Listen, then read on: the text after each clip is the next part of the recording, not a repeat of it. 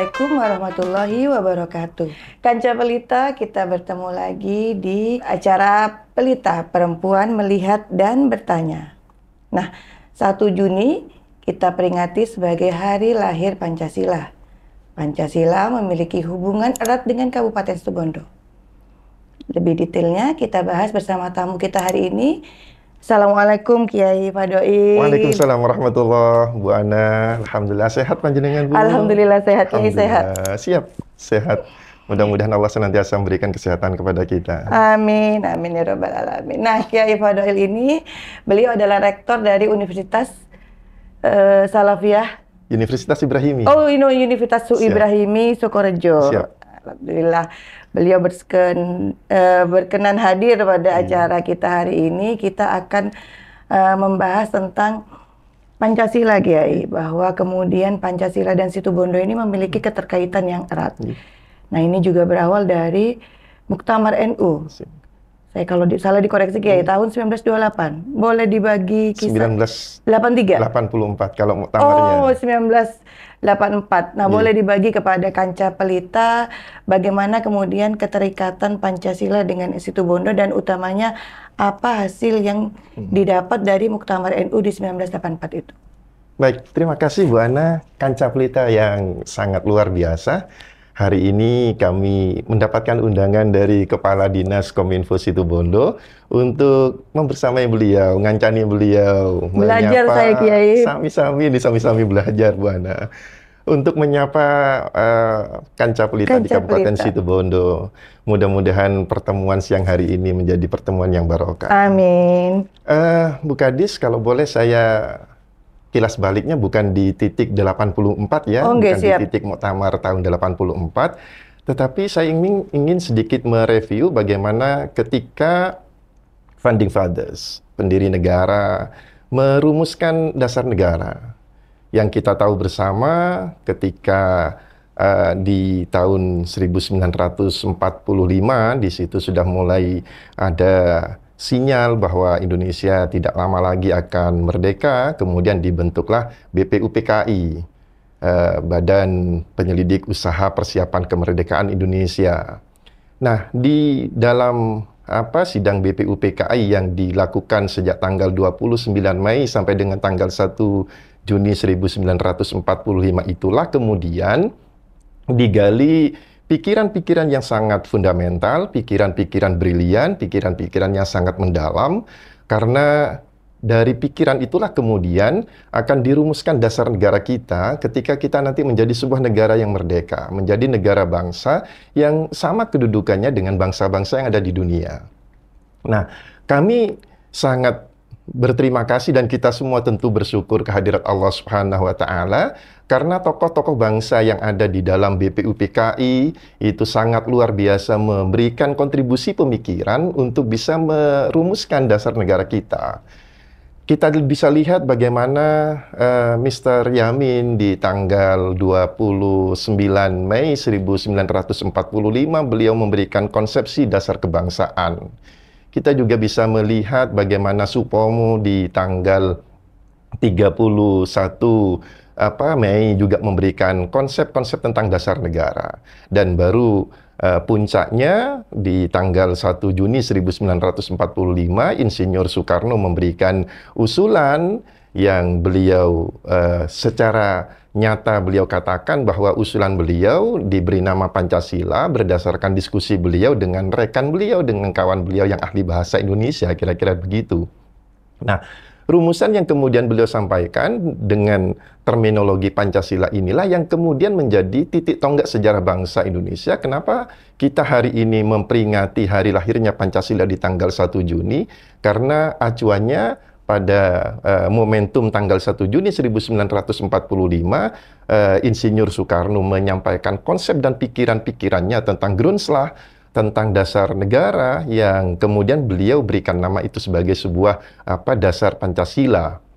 Nah, itu satu hal yang sangat luar biasa, Bu Ana.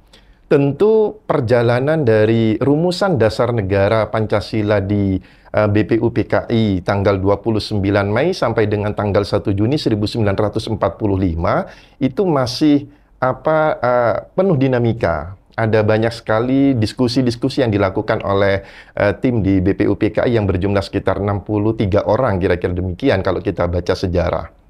Nah, sampai kemudian kita kenal juga Piagam Jakarta, sampai kemudian kita membubarkan BPUPKI, lahirlah kemudian PPKI.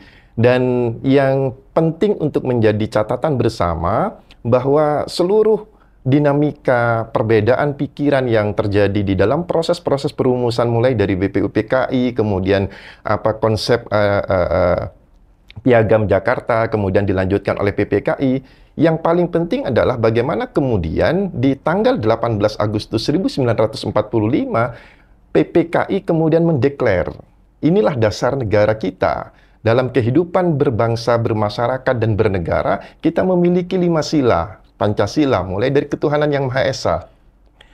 Itu merupakan rumusan final, rumusan akhir yang sudah disepakati bersama. Nah, melihat perjalanan untuk merumuskan dasar negara yang sedemikian rupa, penuh dinamika, ada tarik ulur pemikiran, yang kalau dalam sejarah di situ juga disebutkan ada 3 kelompok ideologi yang cukup dominan di dalam pemikiran untuk merumuskan dasar negara. Yang pertama adalah ideologi nasionalisme, kemudian yang kedua ideologi barat sekuler, yang ketiga adalah ideologi Islam. Nah, 3 kelompok ini kemudian ada sedemikian rupa cukup kental untuk tarik-menarik bagaimana negara kita untuk menjadi negara sekuler, negara kita menjadi negara agama, tetapi kemudian disepakati inilah konsepsi negara yang final, konsepsi negara yang kemudian harus diterima oleh semua pihak, oleh semua kalangan, apapun kemudian latar belakang ideologi kita bangsa pada saat itu.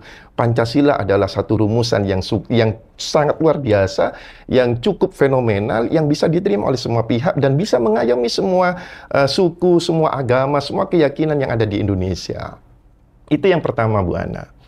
Kemudian yang kedua, ketika kita memaknai bahwa Pancasila lahir dari sebuah proses panjang dialektika pemikiran dari para pendiri negara, yang ini dapat diterima oleh semua kalangan, oleh semua pihak, maka tidak berlebihan kalau kemudian kami dan kita semua sebagai warga bangsa yang hari ini menjadi kebetulan mayoritas ada di Indonesia, mereka yang beragama Islam atau kita yang beragama Islam menjadi penganut agama mayoritas di Indonesia, wajib untuk bagaimana bisa menerima dan mengimplementasikan Pancasila ini dalam nilai-nilai keseharian kita.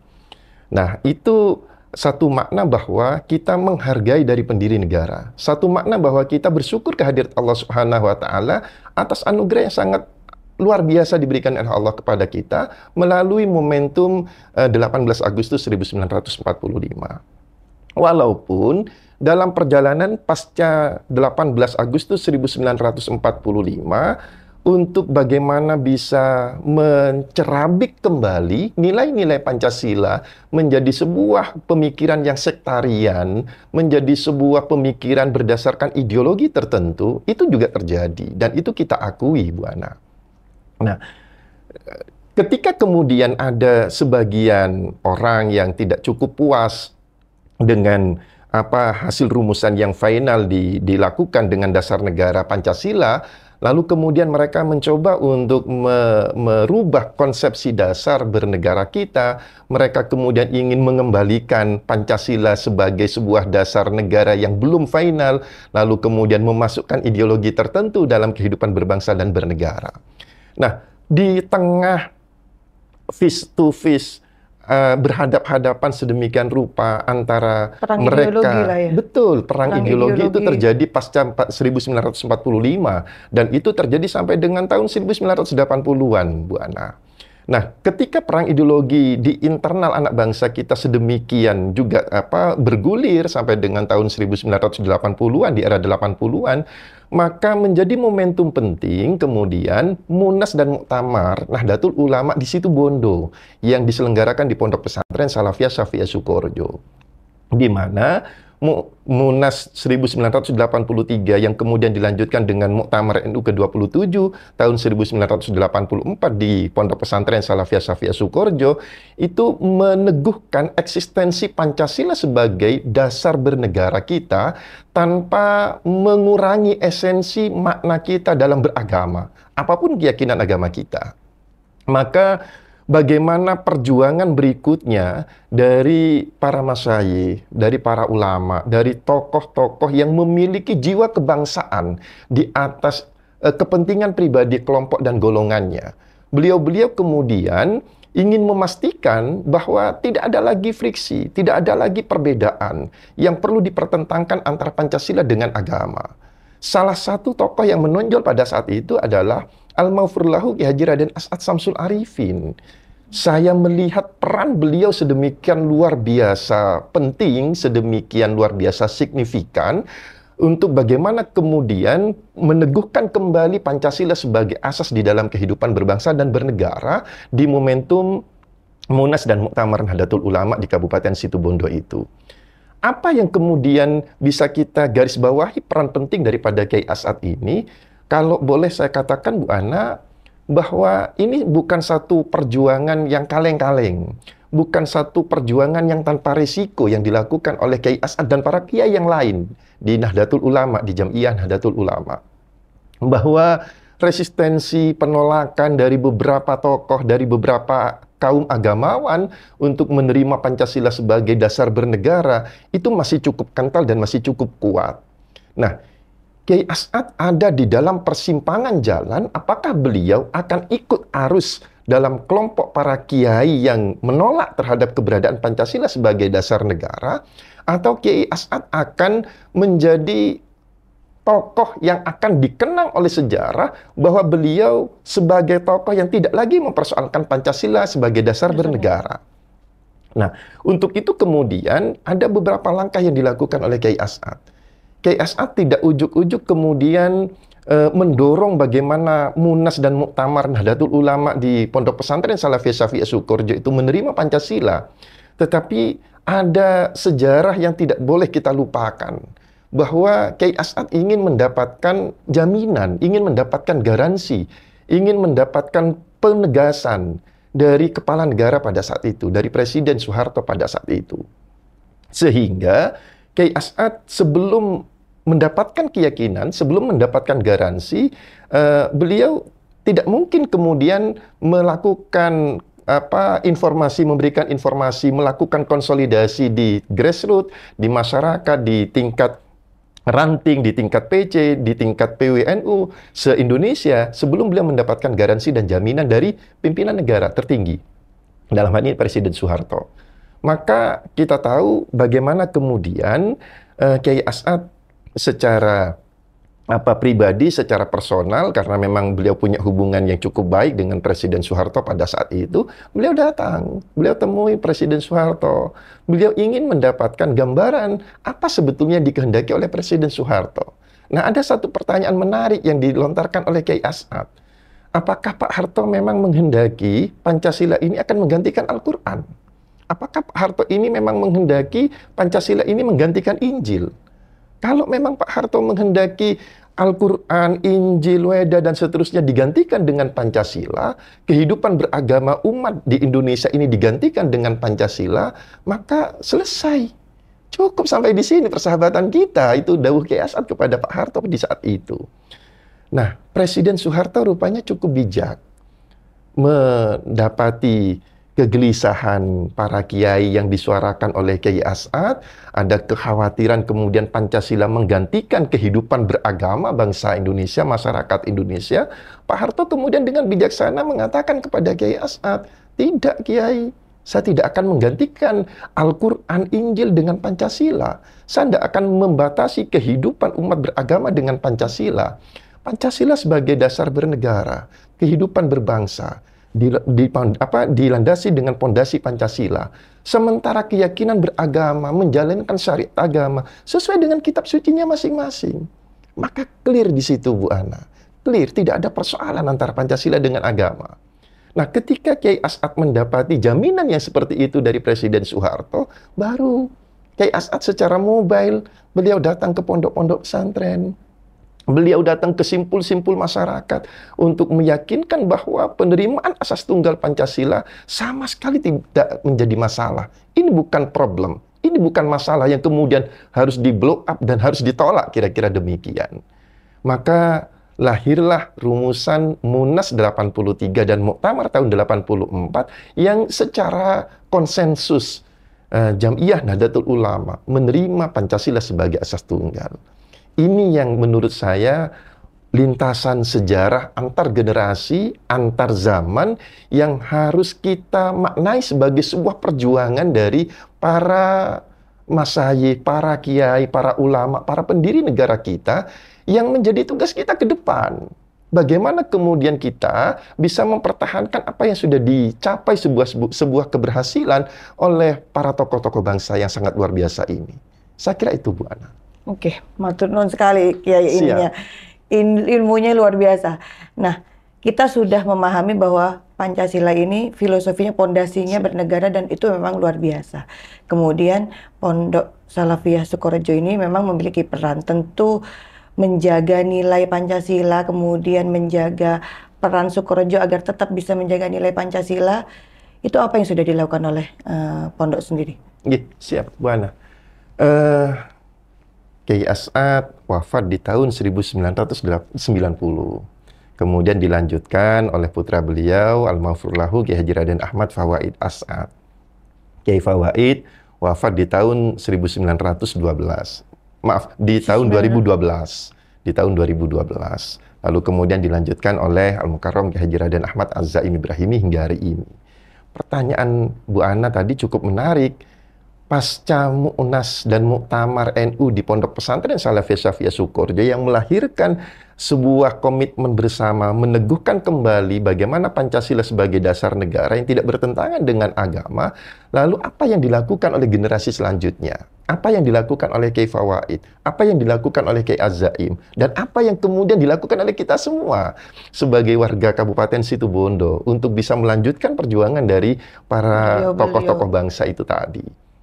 Nah, Bu Ana, kalau boleh saya sedikit menceritakan bahwa Pondok Pesantren Salafiyah Syafiyah Sukorejo yang sebagai entitas, sebagai institusi lembaga pendidikan keagamaan tentu menjadi kiblat. Tidak hanya menjadi kiblat dan rujukan dari masyarakat lokal Kabupaten Situbondo, tetapi menjadi kiblat dan rujukan dari masyarakat dunia Islam. Nah, ketika kemudian Pondok Pesantren Salafiyah Syafiyah Sukorejo menjadi kiblat dan rujukan dari dunia Islam, maka apa yang kemudian dilakukan oleh Pondok Pesantren Salafiyah Syafiyah Sukorejo tentu harus mempertahankan nilai-nilai tawassul, harus mempertahankan nilai-nilai toleran, kehidupan umat beragama. Nah, itu yang harus dilakukan oleh Pondok Pesantren Salafiyah Syafiyah Sukorejo. Maka kemudian bagaimana berbagai event, berbagai kegiatan, berbagai seminar, berbagai halakoh yang dilakukan oleh pondok pesantren, endingnya muaranya adalah pada penguatan toleransi kehidupan umat beragama. Itu dilakukan oleh Kiai Fawaid, itu dilakukan oleh Kiai Az-Zaim. Seremonial itu bukan hanya seremonial, tetapi di situ juga ada dialektika pemikiran, ada diskursus pemikiran yang dilakukan oleh para tokoh yang dihadirkan di Pondok Pesantren Salafiyah Syafiyah Sukorejo. Saya juga masih ingat bagaimana kemudian ketika juga ada kritik yang sangat tajam yang dilakukan oleh beberapa orang terhadap pemikiran para kiai di Ma'had Ali Salafiyah Syafiyah Sukorejo sebagai bagian daripada Pondok Pesantren Salafiyah Syafiyah Sukorejo. Yang kita tahu bersama bahwa Ma'had Ali ini juga lahir dari visioner Kiai As'ad. Kiai As'ad yang seorang visioner dari visi besar Kiai As'ad. Kiai As'ad di tahun 88-89 sudah mulai merasakan bahwa perlu ada persiapan, perlu satu lembaga untuk bisa menghasilkan kader-kader ulama, kader-kader ahli fikih, calon-calon ulama. Karena beliau sudah melihat bahwa ada kegersangan, ada semakin sedikit potensi untuk bagaimana bisa melahirkan ulama. yang betul-betul seorang ulama, kira-kira demikian, bukan hanya pandai dalam retorika, tetapi memiliki referensi yang cukup dalam pikiran, dan itu kemudian bisa mengayomi semua pihak, kira-kira demikian. Maka kemudian Kiai As'ad melahirkan Ma'had Ali. Nah, ketika Ma'had Ali mencoba untuk mentransformasikan nilai-nilai keislaman yang toleran, yang tawasud ini, kemudian ada banyak sekali kritik yang disampaikan kepada Pondok Pesantren Salafiyah Shafiyah Sukoharjo, yang cenderung konon katanya Salafiyah Shafiyah sudah sekuler dan seterusnya. Tetapi para kiai kemudian tetap melihat dan melakukan evaluasi. Benarkah Salafiyah Shafiyah Sukoharjo sudah keluar dari relnya? Ternyata sampai hari ini tidak. Kita hanya ingin bagaimana menerjemahkan kembali dari pemikiran-pemikiran salafus sholih, pemikiran-pemikiran para ulama kontemporer yang dipadukan dengan kondisi kekinian. Nah, itu yang dilakukan oleh Pondok Pesantren Salafiyah Shafiyah Sukoharjo. Satu.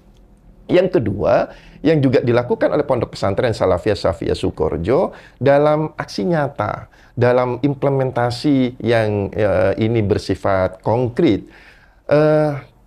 Kiai As'ad, kalau boleh saya juga sedikit cerita ini Bu Ana. Okay. Saat itu saya masih masa kanak-kanak,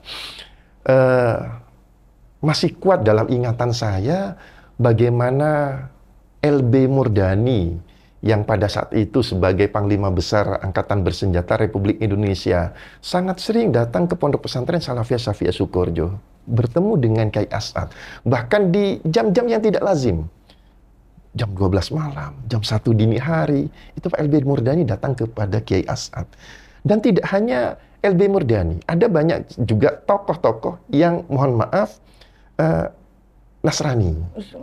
Demikian pula sahabat-sahabat kita, saudara-saudara kita, Tionghoa Kabupaten Situbondo juga memiliki persahabatan kedekatan dengan Kiai As'ad. Itu terjadi di masa Kiai As'ad, Bu Ana. Itu kemudian menunjukkan bagaimana beliau secara implementatif mengamalkan nilai-nilai Pancasila, hubungan antar warga negara tidak tersekat dengan keyakinan keagamaan. Dalam hubungan bermuamalah ini dilakukan secara egaliter, secara seimbang antar warga negara sekalipun berbeda keyakinan keagamaan. Itu dilanjutkan oleh Al-Maghfurlahu Kiai Haji Raden Ahmad Fawaid As'ad. Kiai Fawaid tidak juga membeda-bedakan sahabat beliau, tamu beliau dari berbagai macam latar belakang, dimensi sosialnya, strata sosialnya, keyakinan keagamaannya. Ini juga diterima oleh Kiai Fawaid As'ad. Bahkan Kiai Fawaid kemudian mengimplementasikan dan mengejawantahkan satu keinginan Kiai As'ad pada saat itu, di mana Kiai As'ad sangat ingin beliau memiliki santri yang berasal dari Papua yang notabene minoritas. Beliau ingin ada warga Papua asli yang menjadi santri Salafiyah Shafiyah Sukoharjo, dan itu diwujudkan oleh Kiai Fawaid As'ad. Bahkan tidak hanya menjadi santri biasa, warga asli Papua ini diadopsi, diambil anak oleh Kiai Fawaid, dijadikan sebagai anak angkat beliau. Nah, maknanya apa? Bahwa beliau ingin mengayomi masyarakat-masyarakat minoritas, mereka yang ada di daerah pinggiran, kira-kira demikian. Itu sebagai bentuk keterbukaan Pondok Pesantren Salafiyah Shafiyah Sukoharjo mengayomi masyarakat yang minoritas, masyarakat yang keyakinannya berbeda dengan kita, dan itu dilanjutkan juga oleh Al-Mukarram Kiai Haji Raden Ahmad Az-Zaimi Ibrahimi. Maka hari ini menjadi tidak relevan ketika kita kemudian membeda-bedakan lagi. Hari ini kita merasa kita sebagai penganut agama yang superior. Hari ini kita kemudian mendiskriminasi saudara-saudara kita, sahabat-sahabat kita yang minoritas dalam keyakinan keagamaan, minoritas dalam suku, minoritas dalam status dan strata sosial. Itu bukan zamannya lagi, Bu Ana. Itu saya pikir. Tapi Kiai, kita sekarang nggak lagi bedain orang berdasarkan suku, mungkin berdasarkan keyakinan, tapi berdasarkan pilihan politik kayaknya, Kiai. Baik, ini Bu Ana mancing-mancing nih.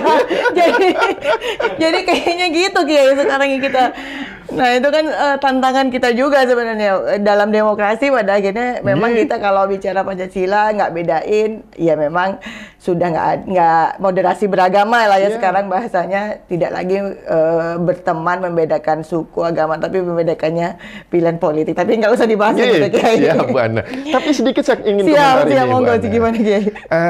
Saya lanjutkan tadi cerita yang Kiai As'ad. Ketika Kiai As'ad memiliki kedekatan dengan Presiden Soeharto tanpa menghilangkan prinsip dasar dan keyakinan Kiai As'ad. Sehingga Kiai As'ad kemudian menegaskan eksistensi dan jati diri beliau. Kalau memang Pak Harto ingin menggantikan Al-Quran dengan Pancasila, ingin menggantikan Injil dengan Pancasila, selesai, cukup sampai di sini persahabatan kita. Mana apa yang bisa kita ambil?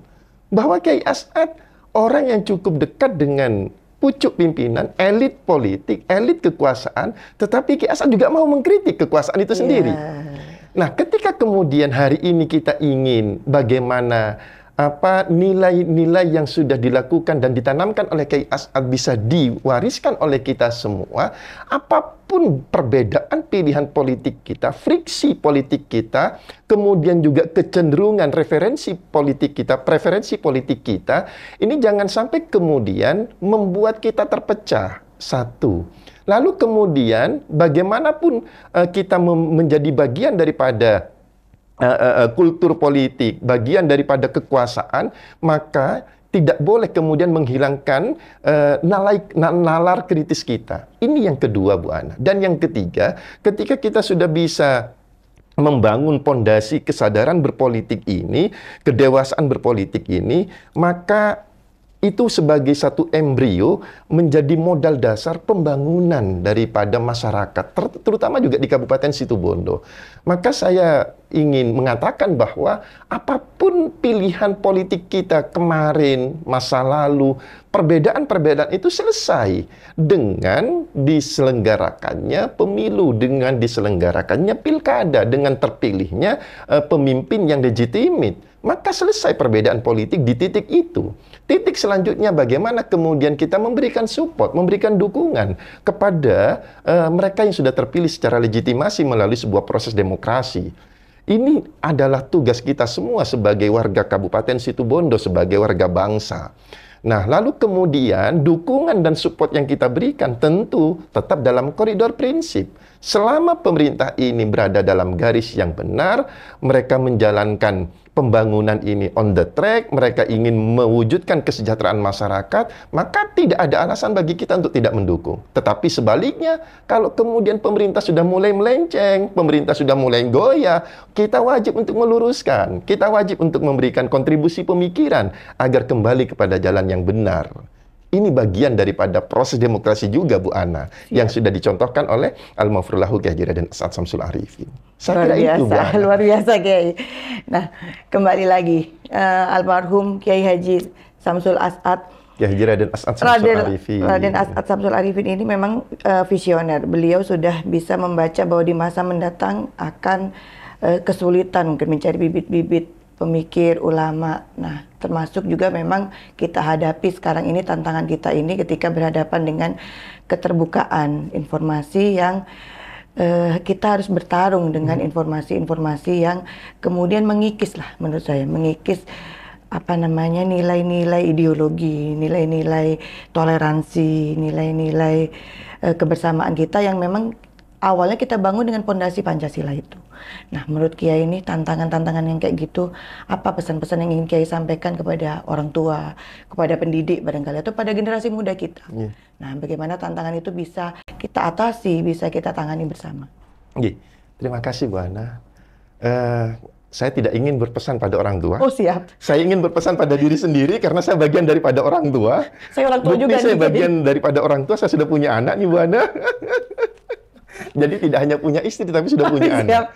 Ini kemudian posisi saya, status saya sudah sebagai orang tua. Maka saya penting untuk menasihati diri saya sendiri. Nasihat saya pada diri saya sendiri sebagai orang tua dari anak-anak saya, ataupun mungkin bermanfaat bagi orang tua yang lain. Yang paling penting adalah sekarang bagaimana kita bisa membentengi anak-anak kita, generasi selanjutnya. bahwa mereka ada di zaman yang bukan lagi zaman kita. Betul. Mereka ada di zaman yang bukan lagi zaman dari leluhur kita. Mereka ada di zamannya yang penuh dengan tantangan, yang sudah sedemikian rupa terbuka arus informasi. Maka ketika kemudian mereka ada di dunianya, kita harus membentengi mereka. Mana yang kemudian bisa mereka lakukan dan mana yang tidak boleh mereka lakukan. Ini yang menurut saya satu etika dasar bagi seorang anak, bagi seorang murid, bagi seorang peserta didik yang tidak boleh kemudian dilanggar, yang tidak boleh kemudian dilampaui. Kamu boleh kemudian berpikir kritis, kamu boleh kemudian mengakses berbagai informasi, tapi tolong, yang tidak boleh kamu lakukan adalah kamu menyampaikan kembali tanpa kamu melakukan verifikasi. Tanpa kamu melakukan upaya cross-check terhadap informasi yang sudah kamu peroleh itu.